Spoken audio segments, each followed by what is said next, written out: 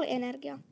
Tuulienergia tulee tuulimyllystä tai tuuliturbiinista, joka muuttaa tuulen aiheuttaman liikkeen sähköksi. Tuulimyllyt rakennetaan yhdessä isosta varresta ja 3 siivestä. Kun aurinko lämmittää ilmaa, lämmin ilma nousee ylöspäin ja tilalle virtaa muualta kylmää ilmaa. Tuulienergia on hyödynnetty jo vuosisatoja tuulimyllyjen avulla. Tuulivoimaloiden hyvä puoli on se, että ainoa rasite luonnolle on tuulimyllyn rakentaminen.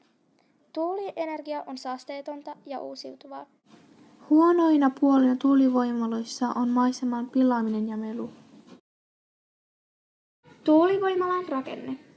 Tuulivoimalassa on 3 siipeä, jotka pyörivät tuulen mukana. Siivet kiinnittyvät keskellä roottoriin, joka pyörii noin 22 kierrosta minuutissa. Akseli pyörii roottorin mukana. Vaihdelaatikon hammaspyörät muuttavat pyörimisnopeutta siten, että pienempi akseli pyörii jo 1500 kierrosta minuutissa. Generaattori muuntaa liikkeen sähkövirraksi.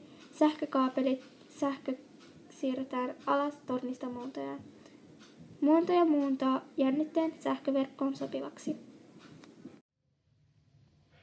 Toivottavasti saitte lisää tietoa tuulivoimaloista ja niiden toiminnasta. Hyvää päivän jatkoa!